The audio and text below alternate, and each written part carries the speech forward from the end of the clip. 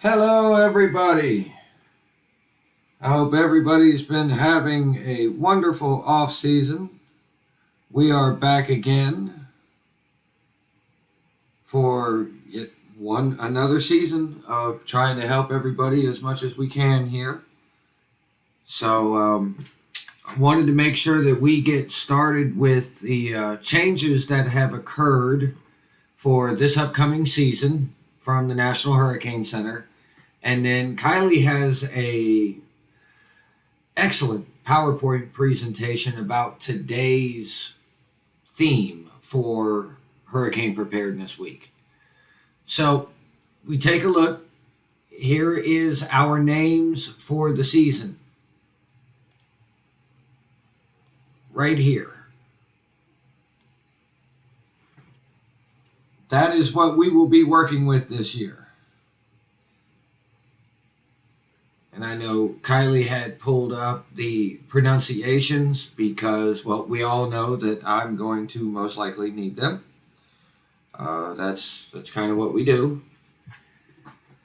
I will butcher them. Kylie does all everything all prim and proper, and I'm just that guy. So one of the other things that have occurred during the off season over the last few weeks is Dr. Mike Brennan is now the director of the National Hurricane Center. This is the gentleman that you will see. He is he was the acting deputy director, and Dr. Rome was the acting director. They have flipped roles, but have been both confirmed by Congress. So now Dr. Brennan is the director, and Dr. Rome is the deputy director. So you will be seeing this man's face on any live stream that comes from the National Hurricane Center. Almost sure of it. More changes. Now, the storm surge graphic that we always seen that had the word experimental on the top that the National Hurricane Center used, they've basically taken away the experimental portion of the forecast. This is now an official graphic, not really much change. Now, though, there will be graphics available for Puerto Rico and the British and the U.S. Virgin Islands. So that's going to be a benefit, at least for those folks out here in the islands.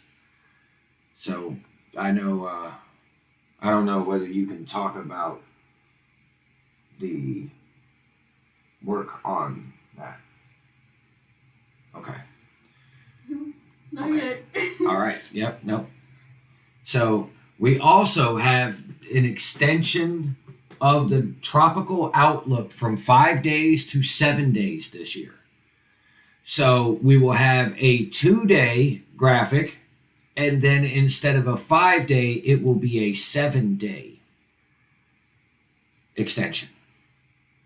So that's going to kind of throw everybody off in the beginning part of the year. There's no doubt about it. So there's outlooks that go out 7 days now, not 5. Also, another thing with the outlooks is they have included the invest designation in the outlooks. And it would be right here. So invest 91, what we call 91L, it's AL 91, which is the Atlantic Basin. And the numbers for the invest go from 90 to 99 and then recycle back to 90 and then go again. Yeah, so they'll go 91, 92, all the way to 99, and then they'll start at 90. And then come back. Yep. Now, if it doesn't have an invest designation yet, as you can see, it's going to be blank. Right here. So this way it'll help communicate a little bit more and a little bit easier, which we agree with certainly. The removal of the watch and warning information in the forecast advisory. Basically, what this is they had the same text put in in the exact same text in two different text products. So they're removing it from one, but keeping it in the other one. So it's just kind of streamlining everything. And then the annual update to the forecast cone and the error that they expect within the cone. So as you can see here, get rid of that. The forecast cone in the 2/3 probability circles. So the forecast cone is to keep the center of circulation within the cone 2/3 at a time. And as you can see here, it's not going to be very wide at all this year. Especially when you go out 72 hours, the cone is only 99 nautical miles wide. So, they're certainly getting better.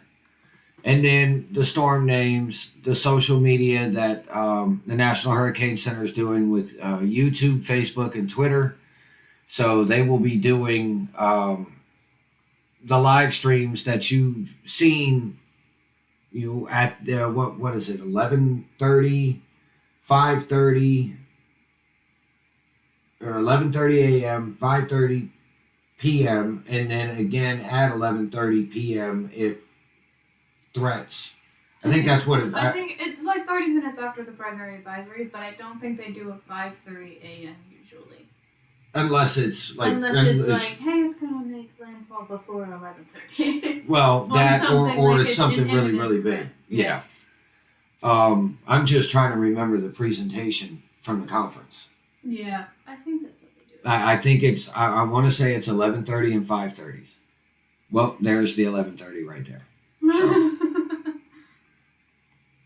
Well, at least we know we're at least half right. Yeah.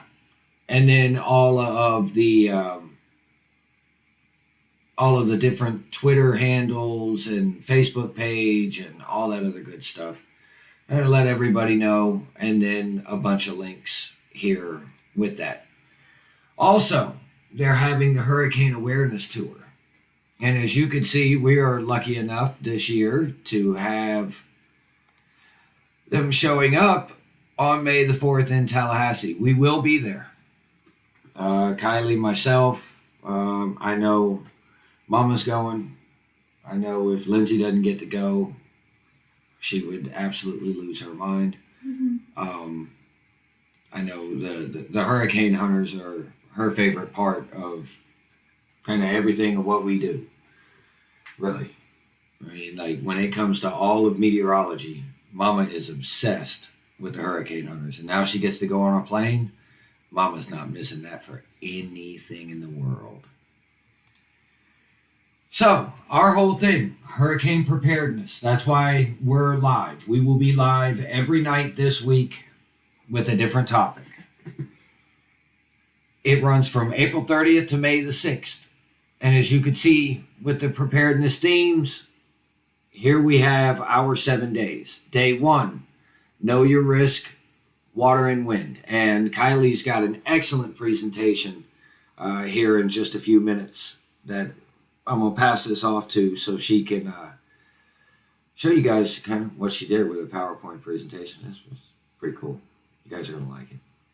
And then after all that, we'll discuss what has happened since the last time that we were live and Kylie's trip out to Texas and all sorts of stuff. So, but tomorrow is prepare before hurricane season. So that, and then as you could see, this Sunday, Monday, Tuesday, Wednesday, Thursday, this is the same day. Stay protected during storms is the same day that we will have the Hurricane Awareness Tour. So we will be live at 6, but we'll also have, potentially more information that is going to kind of run in concurrent with Thursday's theme. Then use caution after storms and take action delay on Friday and Saturday. So with that, I'm going to go ahead and, we know your risk, water and wind. I'll pass this over to Kylie. Enjoy the presentation. I know this is pretty cool. Okay. Oh, no, you're gonna hit the. Okay. Yeah, All right. thing. I will just. Let's Stay. just trade Yeah. seats. I'll just stand up and move. Just you back into the thing. Yeah, I know. I We're just gonna like have that. to talk. You're giving me the comfy seat. Okay. All right. Let's see here. Let's see if I can get this thing to work. That's gonna be the hard part. It is gonna go black for just a second. Don't mind that. That's supposed to happen. Okay. Can somebody verify that it's worked? I know it's gonna be a short delay, there's a so you blue guys black get screen. to watch the water here. You're works. good All right. to go. Lovely, it's worked. Okay, so day 1, Hurricane Preparedness Week. I don't know why I'm gesturing as if anyone can actually see me. This is the Know Your Risk, water and wind. So yeah, let's go. So part 1, step 1. Consider the threats to your house, property, life, I guess. The first one being storm surge. Storm surge definition: water pushed onshore by storms.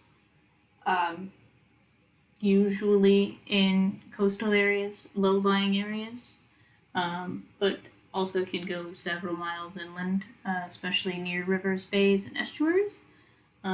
Historically, it's the number 1 killer in hurricanes, I think, but freshwater flooding may have recently taken that title.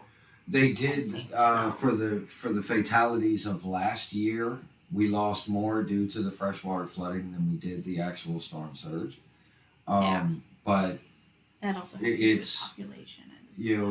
A lot of work has been done into getting people to evacuate from the storm surge. Mm-hmm. Now it's more work on like the localized flooding in the local areas, and which that's my next thing actually. Freshwater flooding, convenient. Yep. So yeah, heavy rainfall and hurricanes can lead to flooding, even hundreds of miles inland, several days after the storm made landfall. That was seen in Orlando, in Ian. Yes. It was way inland. The rising of the St. Johns River and how long that stayed flooded. I don't remember the gentleman's name from that presentation. Brooks. Something Brooksies. I'm so sorry. I don't remember it either. But I talked to him. I don't remember.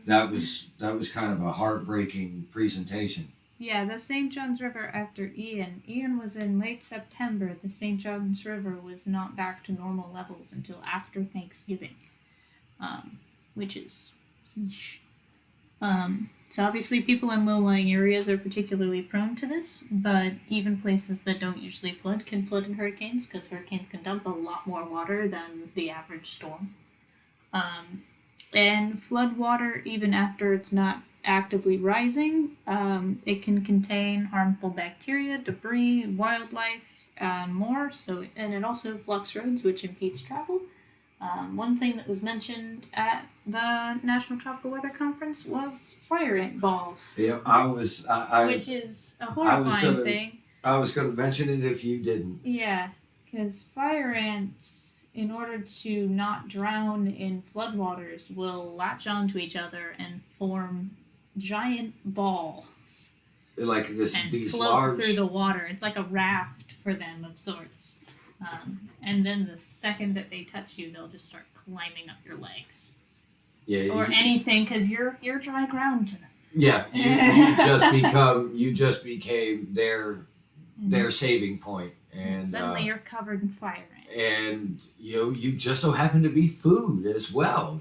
So to them, it's heaven. Not great for you. And they're hungry. Yeah.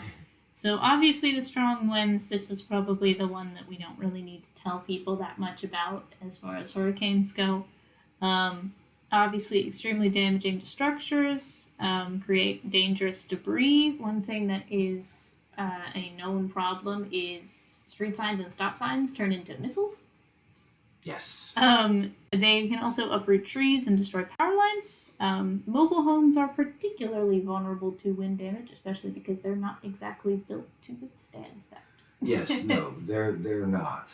You need things that are structurally sound and not more along the lines of you can get a manufactured home, but it's got to be sturdy. Solid manufactured. Yeah. Everything Something- has to be connected together and tied together. Yeah. Something not mentioned quite as much as far as hurricanes go. Tornadoes, which they can occur in the eye wall, but they tend to occur in the outer bands of a hurricane. And since they occur farther away, they're often quite unexpected. Because if you're way out from the center of a storm, you usually don't expect sudden, incredibly strong winds to come ripping through your neighborhood. Yeah. Yeah, and that's one of the biggest things about if you're in that eastern side or kind of in that downshear side, you could have some serious problems. Mm-hmm. And it's sudden. I mean, I know all about that one because that's what did us in with Charlie. Mm-hmm. Was a tornado, and I'm still upset that it was never recorded. Yeah, wasn't there also one that went through near our neighborhood after Irma, the one that took the plane from the airfield and flipped it onto somebody's Now, board? Or was that not confirmed as a tornado? I didn't check to see if that was an actual tornado, being that it was the airfield right there by the house. Mm-hmm. The winds are wide open across the airfield. That is true, yeah. And I know there were talks of it maybe have been a tornado, but I'm not sure if it was ever. Yeah, I remember somebody saying something about that, but I didn't follow up with it because obviously we were in the middle of recovery. I know there were some tornadoes in Irma, but I'm not sure if that was one of them. And then rip currents, they are. This is beginning to turn into a problem. Yeah, this one's pretty severe, especially because even if you're nowhere near where the storm makes landfall, you can still have rip currents from it, which is why they can occur even over 1,000 miles. We just from a had hurricane. a father and daughter. I want to say just this last week here in the Florida Panhandle, pulled out to sea with a rip current, gone. Mm-hmm. And obviously there's no storms. Yeah. No, nothing. There's nowhere near. I mean, hurricanes can make them more common, though. If there's one. Oh, yeah. There's yeah. usually Well, far more likely. the thing with rip currents is you don't even need a hurricane. Yeah. You can get it with all you need is a persistent fetch of wind or wave action blowing towards the coast. Mm-hmm. That's all you need. If the waves run if they come crashing into the coast directly, you are going to have rip currents because the water's coming in. It's got to go out somewhere. Yeah. There has to be a release, and unfortunately, it's becoming more and more that people are being pulled out to sea by these rip currents. Yeah. That's also why I included the italic part of this slide, which is if you're caught in a rip current, don't try to swim towards the coastline while you're still in the current. Swim parallel to or in the same direction with the coastline until you break out of the current, and then try to swim back to the coast, because you're just going to tire yourself out if you try to swim right back towards the coast, because you're getting actively ripped out. And for anybody that has that listened to any of our live streams last year, I harped on this endlessly. Swim parallel to the coastline. You're not going to have to swim like 5 miles parallel with the coast to get away from the rip current. They're not that awfully wide. The current within the rip current, the motion of the water is too strong for you to be able to swim against. So you need to just go to your left or to your right of the beach. Pick one, pick a direction, and swim that direction for maybe a football field in length.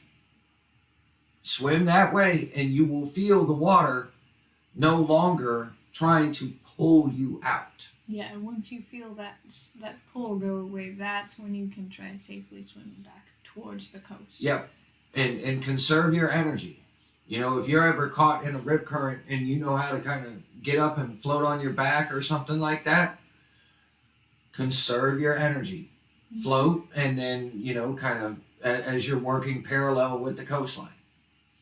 Yeah. You know, relax, but still. Yeah, You know, break the current. Don't just let it take you. But still.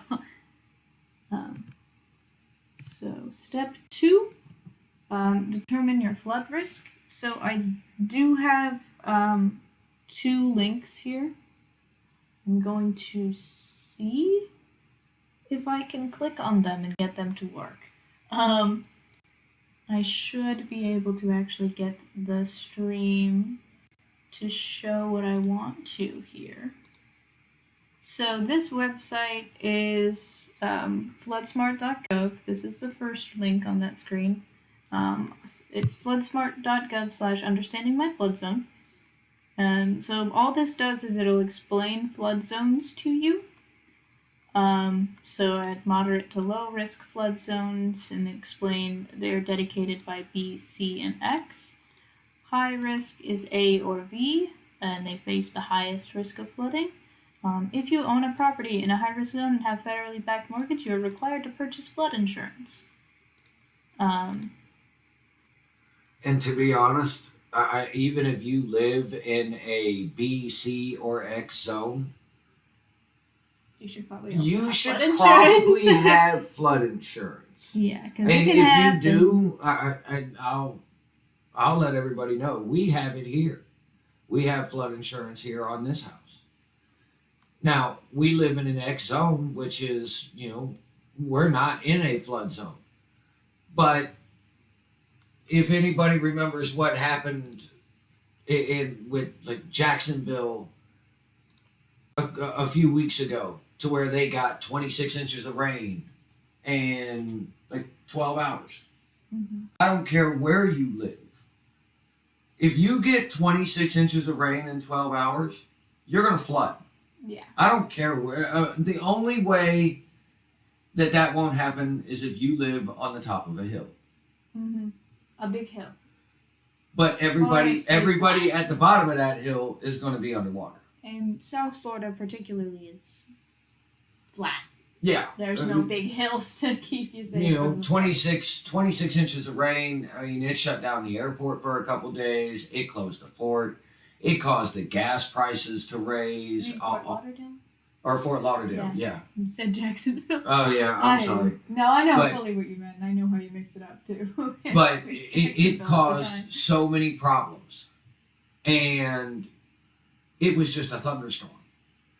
So, you know, a lot of people got flooded, and it was just a thunderstorm. Mm-hmm.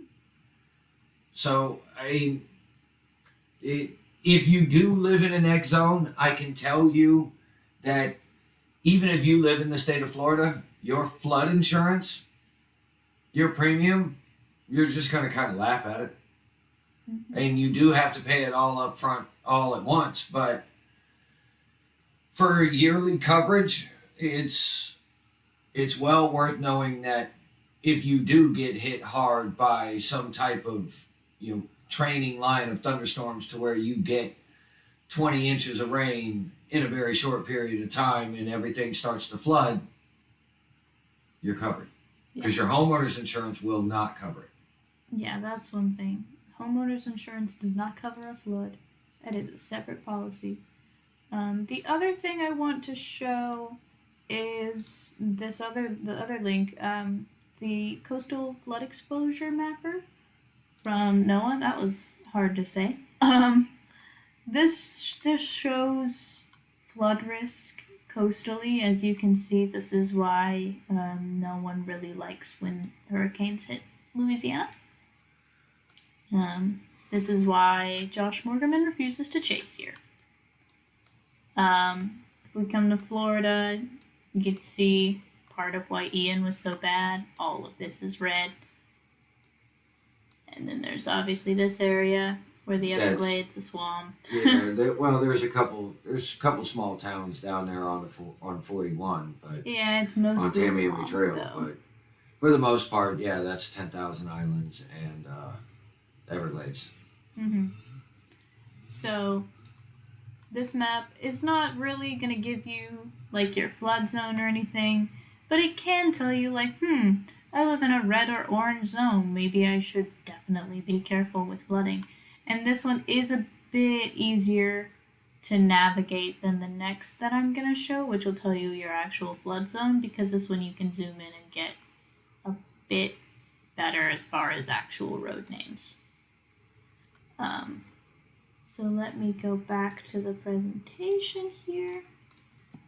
So determining your flood zone, I recommend looking at this one after you do the understanding your flood zone, because this is going to seem like French for a sec.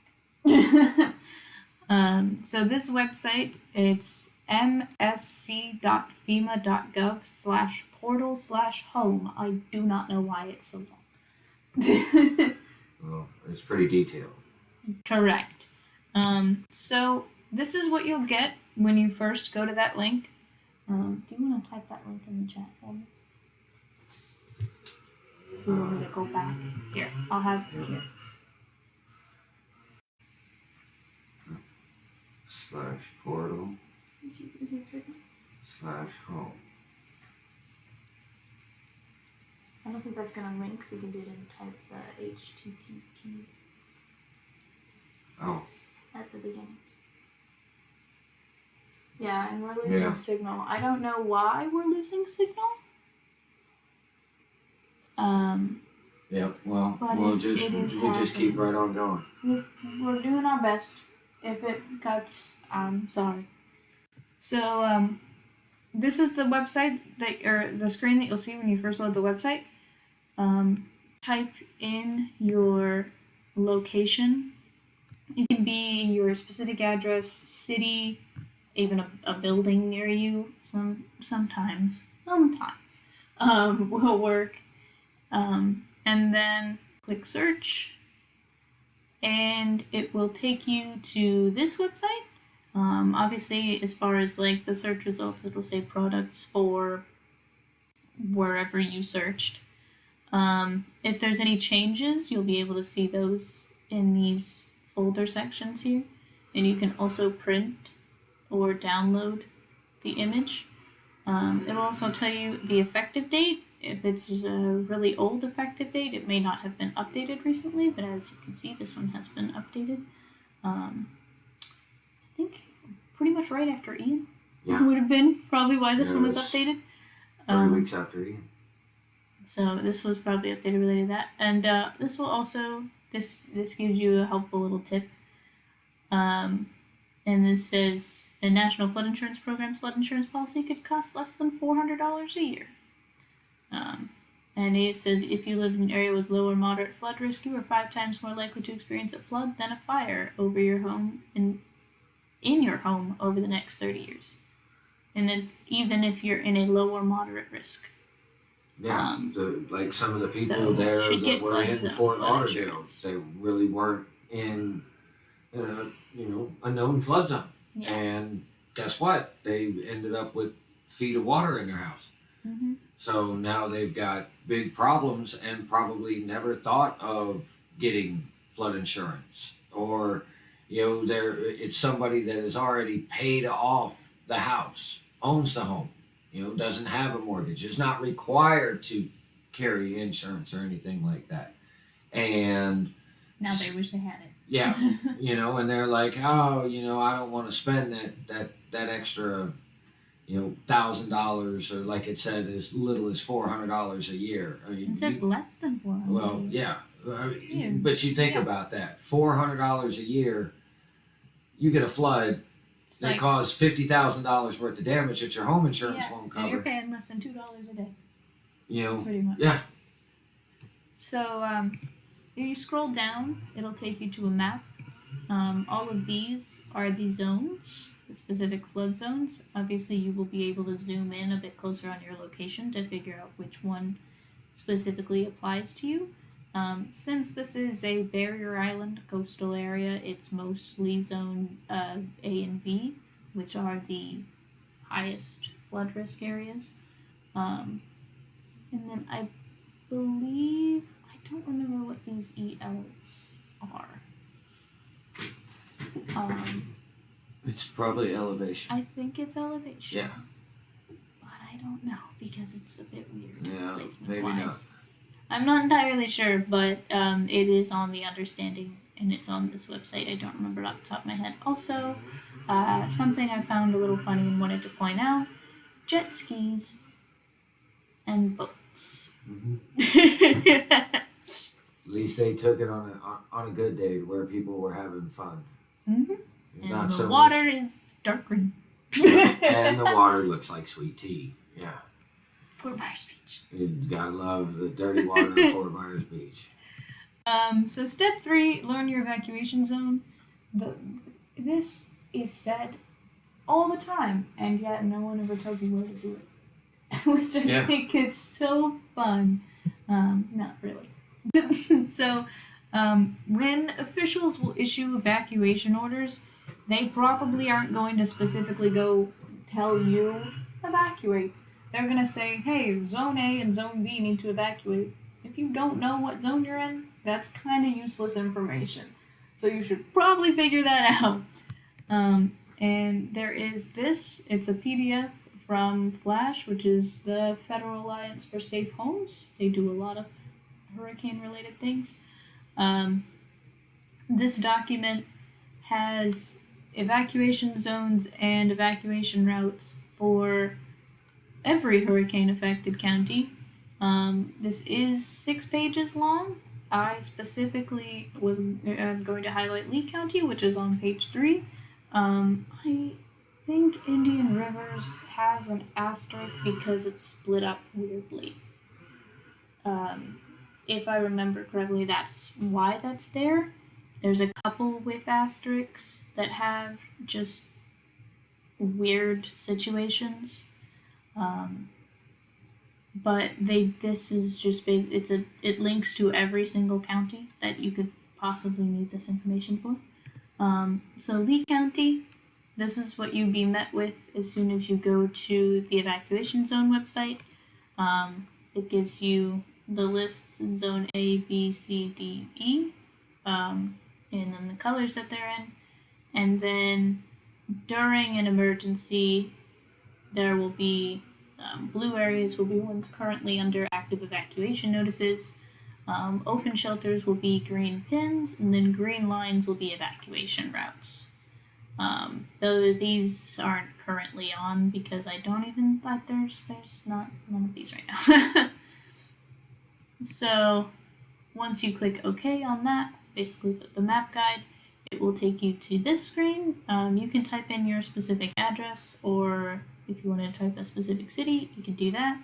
Or you can just click on a location and it'll tell you what zone that location is. So all of this orange is zone B, and obviously as you go farther inland it changes.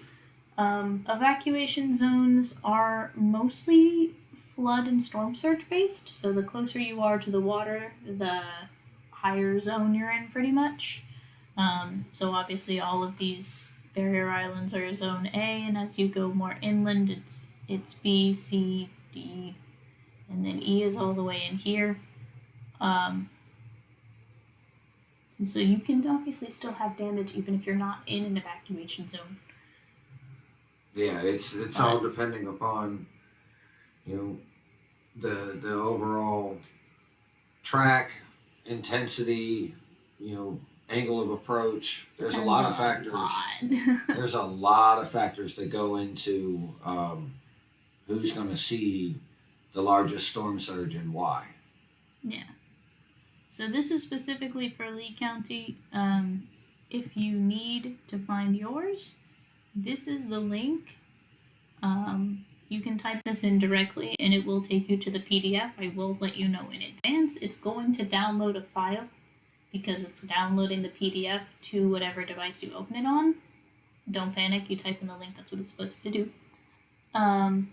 If you don't want to type all of this, you can go to hurricanestrong.org and find it fairly easily. It's one of the top links at the top of that website. Hurricanestrong.org also has a lot of other really helpful information, as well as the Hurricane Strong hashtag tends to have helpful stuff. Though, because it's a hashtag like any other social media tag, it does have some less helpful things. So, step 4, identify your structural risks. These are a couple of examples, but there are significantly more things. Like there's quite a long list, and I didn't feel like writing all of them. But I think that's later on this week anyway. Yeah, but some of the particular things that were highlighted either by the Hurricane Preparedness Week guidelines or at the National Tropical Weather Conference.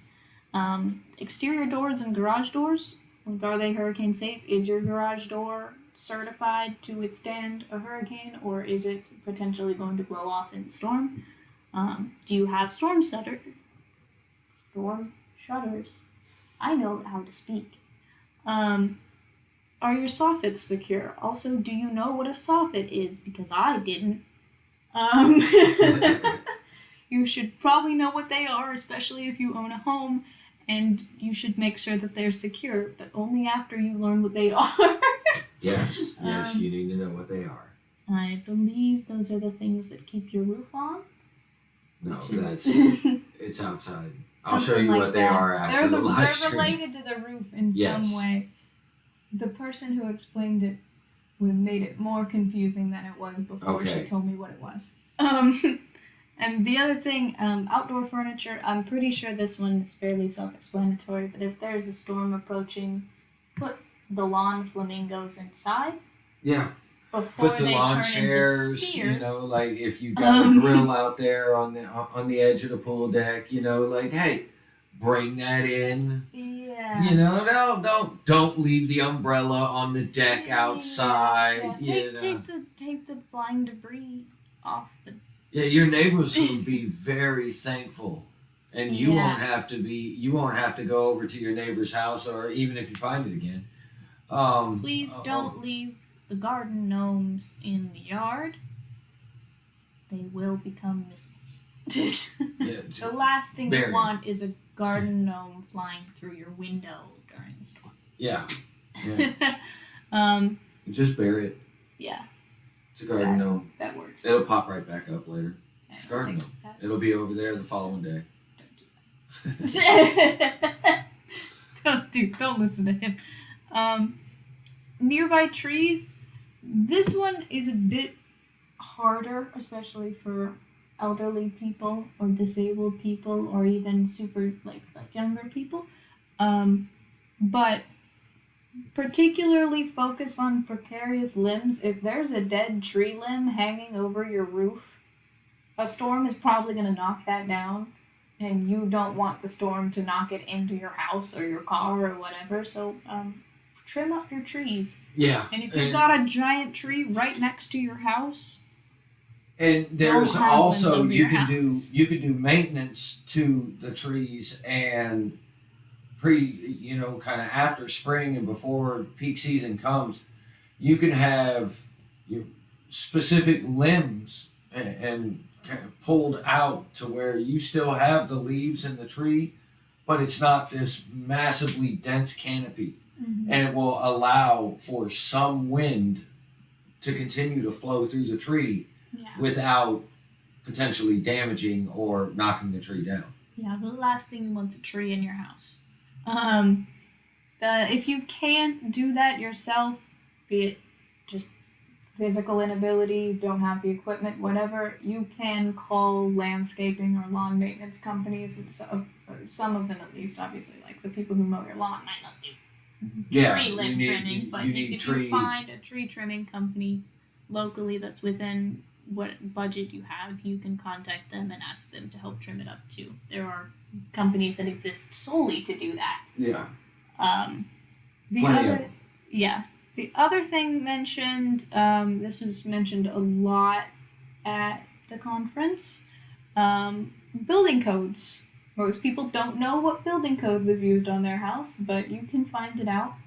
And I wish I should have included the link that was mentioned at the conference where you can search your address and find exactly where building code was included on it. We'll have that later on this week. But yeah, we will. There is another day in the week where we'll mention that, and I'll specifically talk about the building codes more. But if you don't know your building code, you should find out what it is. And there are more recent building codes will be more up to date with hurricane standards and more stringent and yeah, especially if your house was built before Andrew in South Florida. Yeah, it's probably not hurricane safe. Yeah, probably not. No, because not Andrew unless changed it's been a lot of the retrofitted. building codes. Not unless it's been retrofitted with when a new roof was put on. Yeah, if your house hasn't been updated updated since before Andrew, you should probably look into investing in some upgrades. And then location, this one we kind of already mentioned, but if you're near the coast or in a low-lying area, you're obviously in greater risk for flooding. And then know your zone. Yeah, know your flood zone and your evacuation zone and all that. Mobile homes are especially vulnerable to wind, which I already mentioned, but also homes with basements are especially vulnerable to flooding. That does not apply to most of Florida, but it does apply a lot of some parts of the Panhandle, and even as you get farther north, you are more likely to flood if you have a basement because the water can get into your basement and then rise up into your house. Yeah. So be aware of that. There are ways to keep your basement sealed, but obviously make sure that you have those seal methods in place. Seal methods? Yeah, it works. Sure. It gets my point across. My last point across. And then this is our last slide of my beautiful blue-green presentation. So tomorrow, prepare before hurricane season, so building supply kits and things like that. And that will be day 2 of our presentation of Hurricane Preparedness Week 2023. And that'll be 6 p.m. tomorrow night.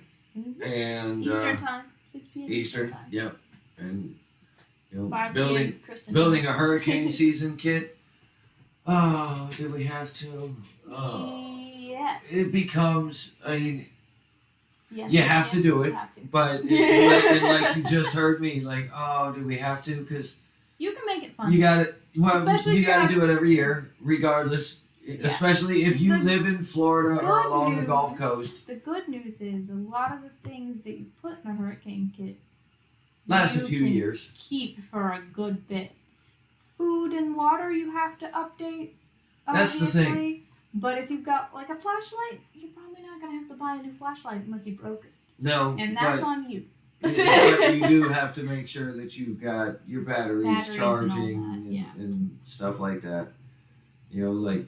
Get the generator out, start it up, make sure it runs. Yeah, that's the other thing, making everything work. We can talk about this tomorrow. We don't have to do it right now. This is the whole thing for tomorrow. We're spoiling it. Yeah, that is true. That is true. All right, everybody. Spoiling the whole presentation. Yeah.